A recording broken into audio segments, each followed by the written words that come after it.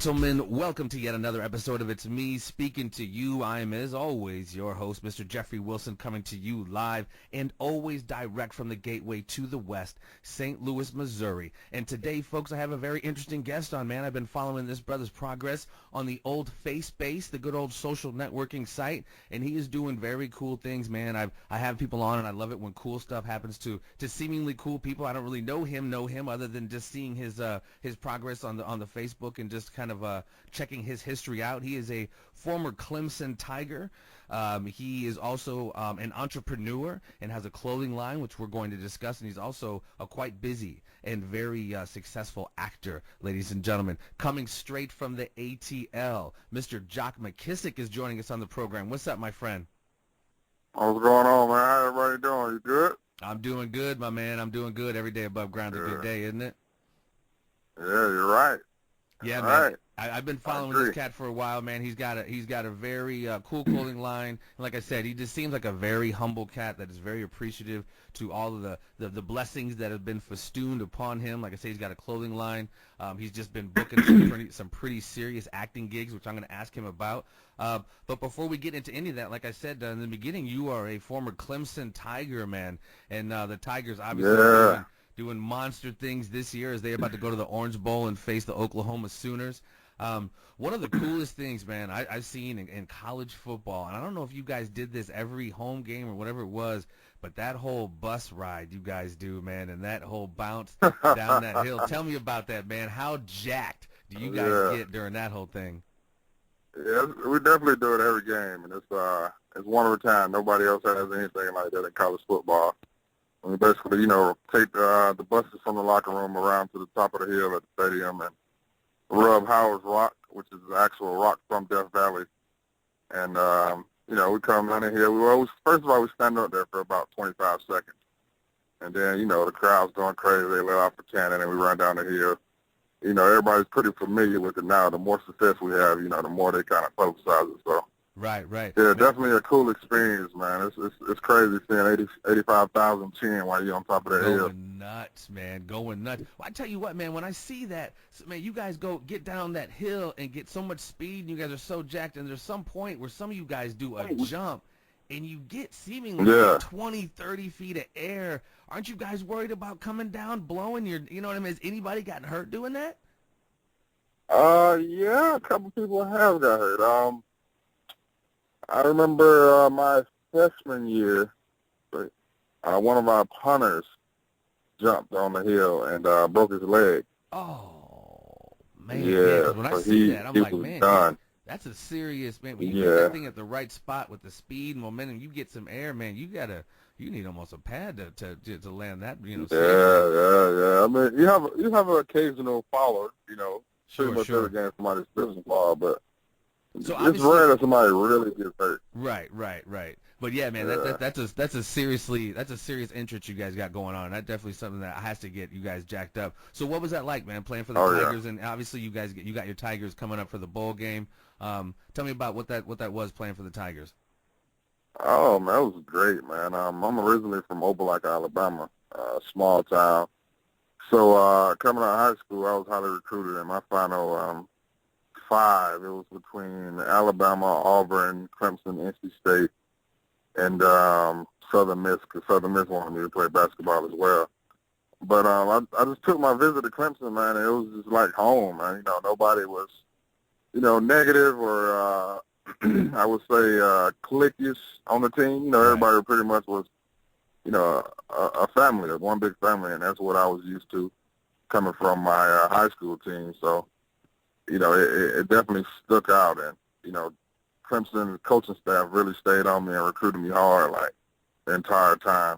Mm-hmm. So, that's what made my decision final. And once I got there, it was amazing, man. Like, like I said, it's very family-oriented. You go places, you may be in Walmart, McDonald's, wherever, people come up to you, take pictures. It's great. Right. It's still the same way when I go back today, and I haven't played since 2009. Well, and you've definitely had some extended success since playing. Oh there. yeah. And so, what year did you graduate? I graduated in 08. Okay. And my last game was January 1st, 2009, which was a bowl game. So Nice. yeah. Going out on a nice high note. So cool, man. And like I Yeah, said, man. you've been doing and obviously, like I said, you got your guys against Oklahoma. Just I'm assuming. Oh yeah, man. It's been an amazing game. I'm thinking about flying down to the game. A couple guys I know have a suite down there for the game, so I'm thinking about actually going down for it. Nice. So that'll be exciting. That'd be sweet, Yeah. man. That'd be definitely sweet. Well, cool. If you do, travel safe, my man. Well, like I said, since your time on the gridiron, brother, you've had a very interesting and successful acting career, man. There is so much going. I'm here in St. Louis, and I'm doing, my little bits of acting and stuff here and there. But I hear about it, man. Down south, Louisiana, ATL, there is so much going on, man. How did you? Had you always been acting? I see, kind of doing my little show research here. You've always kind of been a bit of a showman. When did the acting bug bite you, per se? Well, I knew when I was 6 that I wanted to be an actor. I did a play where I was Martin Luther King, and I had to do like the entire speech that he did, I Have a Dream speech. Mm-hmm. And I knew then, once I saw the reaction of the people in the crowd and how I affected them, I knew as a 6-year-old that I wanted to be an actor. But sports came first from my hometown, It's a small town, nobody's an actor, so, like, nobody really supported my dream to be an actor. They all wanted to play sports. And I love sports as well, so I kind of always said, well, I'll be an actor once I retire from the NFL or the NBA. So that's kind of always, that was the plan. Always, so. Obviously, you fulfilled it. Yeah. So it happened a little bit sooner than I expected due to an injury that I had. I wasn't able to play in the NFL. They didn't really give me a shot out of college, so I played arena football for a couple of years, and I got a hold on one second. Mm-hmm. And I got a personal workout with the New York Giants in 2012. And right after the personal workout, I went to a mini camp with the Saskatchewan, the CFL team. And they ended up not signing me. So, after a bunch of roller coaster rides up and down, I decided I was going to be done with football, and it was time to, pursue my second dream, which was acting. And I got started on Necessary Roughness, which was a show that was on USA. Mm-hmm. And I got started, just doing extra work, football plays and, a couple locker room scenes here and there. Mm-hmm.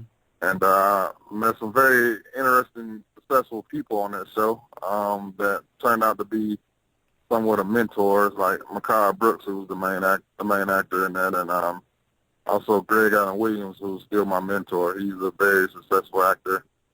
He's been on a lot of stuff, so yeah, that's how I got started as far as the professional side of things. Yeah, and you recently, and you're kind of trying to, as most actors try to do, is keep that short, sharp in as many diverse ways possible. You just recently wrapped up on a stage play.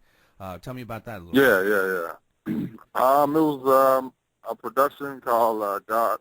Well, I did 2 in the last 2 months. One was called God Can Work It Out, and this one I did on Saturday was called I'll Be Home for Christmas. It was the same director and writer. And it's a gospel stage play. It's kind of where my roots are from, the church plays and all of that. So, I try to do at least one production a year to kind of give back. That's my way of kind of giving back to the church.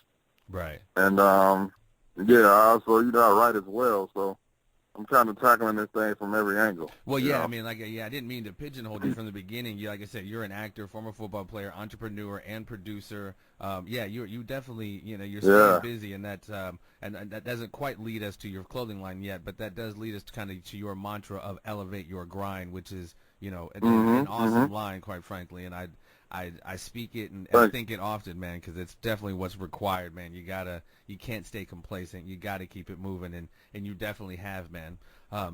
Before moving too forward into kind of what you're up to now, some of your credits include the TLC story. Obviously, Crazy Sexy Cool, the TLC story. What was your role in that, and how did you wind up landing that? That had been a pretty exciting gig. Yeah, I was the correctional officer that took left out of jail in that film. She burned down under Robin's house. Yeah. And it was a pretty cool scene. They shot it a couple different ways, and they ended up using voiceover in the actual film, but I still got the credit. So it was a cool experience, and that was one of my first big roles, as well as the Second Generation Waynes, which was a show that ran for a season on BET, Mm-hmm. and I had a role in that as a hitman. My name was Split Meat. I was a killer, Yeah. so that was pretty interesting. Right, right. But yeah, those were probably my first two, real roles, like, as a principal. So it was exciting. Well, that's what's up. Yeah, man. And like, any gig you book, I mean, as long as it's, I mean, I don't know, as an actor, you're always thankful to get kind of any work because it's always kind of feast or famine. Recently, I'd seen you had posted a video where someone was recording you when you had just gotten news, of a gig that you had booked, a recurring role. What was that about? You were obviously extremely elated as it being a recurring role, which is always a good thing. What's that one about? It's Greenleaf, which is a show that's going to be on the OWN network. It's produced by Oprah, and she's also one of the characters in the show. Oh, wow. And a couple of my scenes were actually with her, so that's why I was so excited. Wow. To have the opportunity to work with Miss Oprah Winfrey, so that's a big deal. Absolutely. That's a game changer. So. Well, your grind has definitely elevated, my friend. Oh yeah, man, definitely. Well, what else are you up to now, man? Like I said, you did the stage play. You got, I guess we can kind of move into, he does have a line of clothes, ladies and gentlemen, called Elevate Your Grind. We can throw out a website or whatever, the social networking kind of towards the end. But tell me what spawned that exactly. What spawned the Elevate Your Grind, that mantra? That's kind of a mantra and philosophy, it sounds like. Tell me what spawned all that. Yeah. So basically, me and two of my high school teammates came up with the idea because, like I said, we're all from Opelika, Alabama, which is a small town just east of Auburn University. Mm-hmm. So, it's rare for people to make it out of that town. So being that that's three y'all made it out, playing football. One of my guys plays in CFL, and the other one does music, and, I do film and television. So, we all decided that it was time for us to come up with something to pour back into our community, something positive. So, we kind of had adopted that saying, already, like, bro, you got to elevate your grind, in order to make it at what you're trying to do. Yep. So, we decided to, trademark it and, make it a company. And the first way to make that, mainstream is to make clothing. People take the clothing quickly, so that's how we got it started. And, like I said, it's a motivational company. We do a lot of philanthropy work. This Christmas, we adopted 5 families in our hometown, our area, that we're going to donate stuff to, children and also the parents, less fortunate families. So right. we do a lot of stuff like that, man. We do fashion shows for the clothing line. We team with other nonprofit organizations that have events. So, I mean, we do a lot of stuff in the area, and we're just branching out, man. Like you said, the clothing line's taking off. Last week we sent a piece to Brazil and Nigeria, so we're definitely branching out, man. It's growing. Check you out, man. Check you out. See, that's what I'm saying, man. Cool stuff happening to cool people, and really, man, that's really what it's required, man. A belief and a determination in your vision, surrounding yourself with the right people, and really, taking it to another level. I mean, it's like, like I said, I commend, man. I commend your entrepreneurial spirit, your philanthropic spirit, all that determination, because none of that is easy. Any of these ventures you're into, none of it's easy. So it's like, none of it is easy. I definitely commend you, my man, especially coming from your hometown, you know what I mean, where the statistics aren't necessarily for, a mogul of sorts coming out of it. So like you said, you and your couple of your friends, man, that's really sweet, man. That's really cool. So in addition to that, what else? What do you kind of got coming for the future? Like, what does the world have for Jock in the next, say, 5 years? Not to sound like a job interview here. Where do you see yourself in the next 5 years, Jock? The next 5 years. Let's see. I got some major things coming up with film, so I see myself as being a game changer in the film industry because, like you said, I play football, so it's not normal for us to, transition into acting either. They tell us we can't do it. So being that I'm 6'6", and, right now I'm like 298, so about 300 pounds, so I want to change the game for bigger actors, you know what I'm saying? Right. Because most big and tall actors are only looked at as, the bodyguards, or, they get small roles, and I kind of want to, The Rock is doing it, but The Rock is kind of a different build. He came from the wrestling industry, and, Right. he's more so of your muscle-bound guy. Sure. And he's doing a great job at it, but, I want to continue to change the game for big guys as far as leading roles, and big roles like that. A Michael Clark Duncan, God rest him. Yeah. I studied Michael Clark. I studied The Rock. I studied Omar Benson Miller, who's a bigger actor as well. I study those guys, to see what they do, and, to kind of fine tune my skills and see what I can do to, change the game and elevate my grind. No, absolutely. So I see myself as I see myself as being a very successful actor, as well as I write as well as a writer / producer. Because, if you can write and produce your own stuff, you don't limit yourself to only the roles that are created by other people. Absolutely. So, I definitely see myself as being successful in the film industry, and elevate your grind. I think I'm speaking into existence. I say in 5 years it'll be on the level with your Nike, Under Armour's, Adidas. Damn. If one of those guys don't come on board and, join with us, I think it'll be at that level. I'm going to say it's going to take the world by storm just because of the message that it's given. Right. No, I feel it. So, man. That's what's up. And we can always shoot back to this interview to say I knew him when, and he called it like a Babe Ruth shot. He called it. Yeah, definitely. And I'll be sending you your box full of EYG gear. Hey, man, I'll be happy. Hey, I swear, man, if you check out some of my stuff, I hope I don't owe you no money, but I often throw out a hashtag elevate your grind because I'm, Hey, listen, brother, that's what it's about. Yeah. And that's what it's about. I tell everybody that. You're the first person to say, hey, can I use it? That's what we wanted to do. We wanted to become, contagious. Cease and desist letter in the mail here. It is trademark. Like, if you try to use it to make money off of it, we may have a problem. But if you're using it, it's your daily, statuses or whatever. Right. Like, that's what we want. It's all about the motivation, and it's kind of one of those things when you see it and you say it and you wear it. You kind of have to hold yourself accountable because absolutely. I can't be a part of something that I started called Elevate Your Grind. And I wear it every day, and I'm out here, being lazy and not, chasing my dreams. Absolutely. So, it's kind of one of those things that, helps hold you accountable. So that's what we want. We want people to use it. Absolutely. Like, I occasionally go on Instagram and, search it to see how many people posted a day. And it's growing daily, man. Like, I love it, man. I'm elated at how it's changing people, man. I'm elated. I'm elated by it. The message A is so pure, my friend, and it really, and I'm all about like the whole point of this podcast for me is like just having people on with interesting stories who, at the end of the day, even though I don't necessarily say it, are elevating their grind, are appealing to their higher self, if you will. And what I think about kind of what you've done, especially being so diverse at what you do, you have quote unquote, and I'm not knocking anybody's hustle, but you have quote unquote actors out there who literally think the only way to be an actor is to go to Los Angeles, to go line up like everybody in Los Angeles. And I've heard enough prominent actors tell me that the game has changed. It's about creating your brand as the way you have done and making whomever come to you, whether it's acting, whether it's man. Listen, I've met. It's funny that you say that because in the past 3 or 4 months, I've met some very successful actors, and Lynn Whitfield being one of those.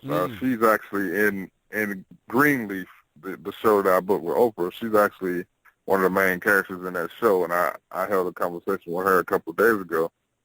And, she was asking me what I was doing outside of the show, and I was telling her, how I write, and, I do my own shorts, and she was telling me, like that's what the game needs because times have changed. It's not like, the typical 1989, typical 1992 L.A. where people would move to L.A. and, you'd just be in a bar and somebody would say, hey, you ever thought about acting? Right. That doesn't happen in today's time and age because there's so many great actors who are still active, and that's why you continue to see the same actors in the same every film over and over and over.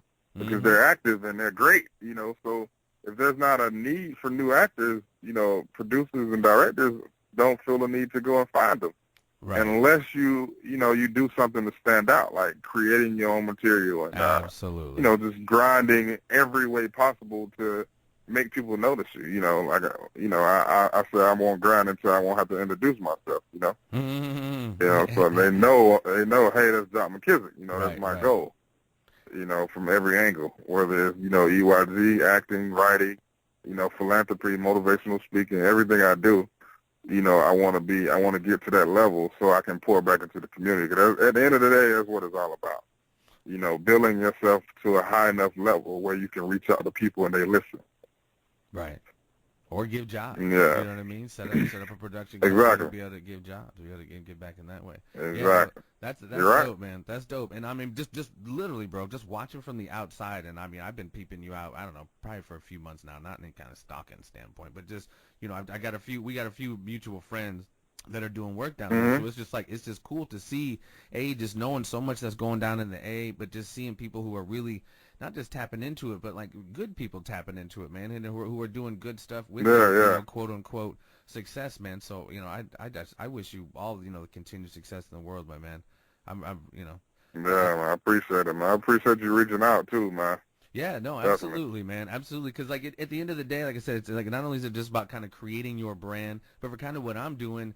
Actors, if I was to sit just and wait for the next acting gig, I get some gigs here and there, but it's kind of hit or miss, feast or famine. But what I'm doing, like particularly with this podcast, content is king. You know what I mean? You're only as good as your last gig, or I'm only as cool as my last podcast type thing. So it's like in the information age, we almost have to you almost have to be a jack of all trades. You can't just be an actor. You really definitely need to be on your square with multiple facets of the game. So.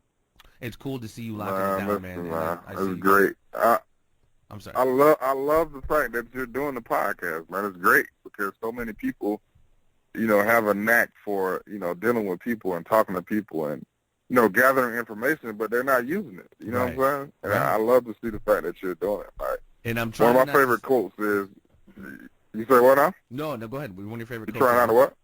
You ever say one? I'll say one of my favorite quotes is, the cemetery is filled with the most talent. You know what I'm saying? Because it's so many people that, die with what ifs. That have so many talents. What did I say? Like part of my show is I have variety. I've had on, act a little bit of everything. If you see my link, I had on a little bit of everything. And so I'm a big MMA fan. So after Luke Rockhold just won the middleweight championship, I hit him up on Facebook. I'm like, hey, Luke, what's up, man? I just come on my show, dude. Here's a link to my thing. I've had on UFC Hall of Famers and this and that. But one immediate post was like, do you think he's really gonna respond to you? Blah blah blah. And my thing was, and I'm haters can hate all they want. That's what they're supposed to do. I'll kill them with kindness. I said, look, man, you miss 100%. You miss 100% of the shots you don't take. When I asked to get Pat Miletich, people were like, you're never going to get Pat Miletich. When I had just different people on, Sharman Lee, who I just happen to know, but they're like, oh, man, she's on Inspector. She's never going to call you. I mean, it's just, you're never going to know. The worst they can say is no. Me and Sharman Lee have the same manager. Yeah, exactly. Well, I think that's part of some of the association. And I've known her for a few years because she was my wife on a Verizon commercial several years ago. And like again, she's given me awesome advice, and through some of her associations, some of those guys have given me awesome advice. So it's like that's kind of I think how I initially started following you, and I think his name is Singh. The gentleman's name Singh. Do you know what I'm talking about? Yeah. I'm gonna have him on as well. I hit him up ages ago. He said he'd been busy, but I'm gonna try to link up with him as well because I definitely want to tap into that community down there because there's so much going down. But it certainly isn't about me, and I don't want to ramble too much, my friend. Anything in closing? Anything you want to say? Anything you got going on? Any social networking thing you want to shout out to? Just be on the lookout for Game of Silence, which is a show that's going to be on NBC. You'll see me on that. Lawrence Tate is one of the stars in it. Check him out. What's it called again? Say it again. That's awesome. Game of Silence. It'll be coming out at the end of the winter, so top of the year you'll be seeing. So is that stuff they shot down in the A? Yeah, they shoot it here in Atlanta. Okay. So yeah, that's one of the things I have coming up soon, and everybody go follow. Elevate Your Grind. We have a Facebook page. It's called you just search Elevate Your Grind on Facebook. The Instagram is elevate_your_grind. We have a site, elevateyourgrind.com. And also, if you have any questions, inquiries, anything, you can email us always, elevateyourgrind@gmail.com. And you can follow me on Facebook, Jock McKissic, J-O-C-K, McKissic, M-C-K-I-S-S-I-C. You can also follow me on Instagram, J50, J-A-Y-F-I-F-T-Y. Listen to him. You on Twitter? Yeah, I'm also on Twitter as well. J50 is my name on Twitter as well, J-A-Y-F-I-F-T-Y. For everybody that still tweets, I tweet. Snapchat, Absolutely. I'm on Snapchat, J50, J-A-Y-F-I-F-T-Y. That's my brand. J50 is the name I had since the 7th grade. Okay. So you'll hear that name forever. Man, you hear it, folks. He is tapped into everything, just branching out in all the social networking, getting the word out there, trying to elevate not only his but your grind, folks. I am not going to keep you too much longer, my friend, but there is one final segment that not only you but every single guest has done on this show.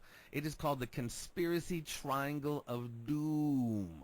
It is very simple. Okay. Three questions that I ask you. You can say yes or no, or you may elaborate if you so desire, sir. Are you prepared? Mm-hmm. Question. Am I what? Are you prepared? Yeah, I'm ready. Let's go. Let's do it. Question number 1. Mr. Jock McKissic, do you believe in the existence of extraterrestrial intelligence? Yes.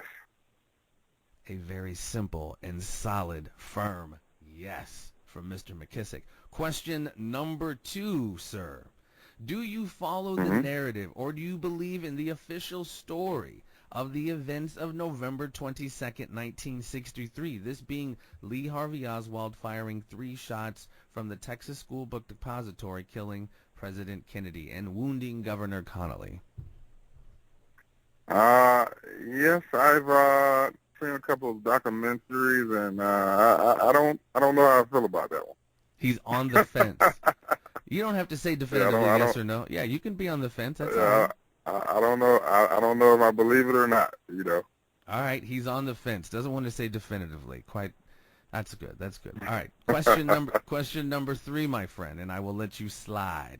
Along the lines of following narratives, do you follow the narrative or believe the official story of the events of September the 11th, 2001? Of course, we have the hijacking of the planes by the terrorists, and then, of course, on the other side, we have the conspiracy of possible inside job-ish stuff. I think it was a conspiracy. He thinks a conspiracy. He smells the rat, eh? I think I would love to argue with you, but I'm afraid I can't. I can't on that one. Ladies and gentlemen, this has been Mr. Jock McKissic, brother. Man, thank you so very much for taking the time.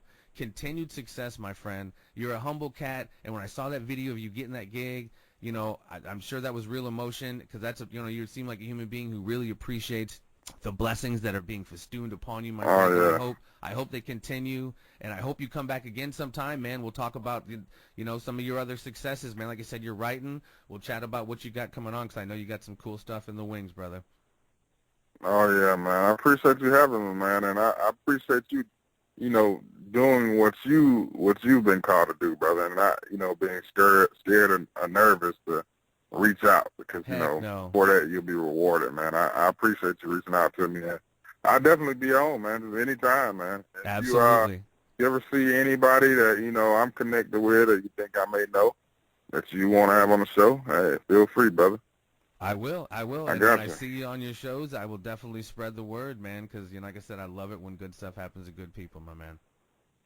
I appreciate it, man. Thank you for having me. All right, folks. Jock McKissic, man, stay tuned to your local channels and theaters, because he's everywhere, folks. He's blowing up, ladies and gentlemen.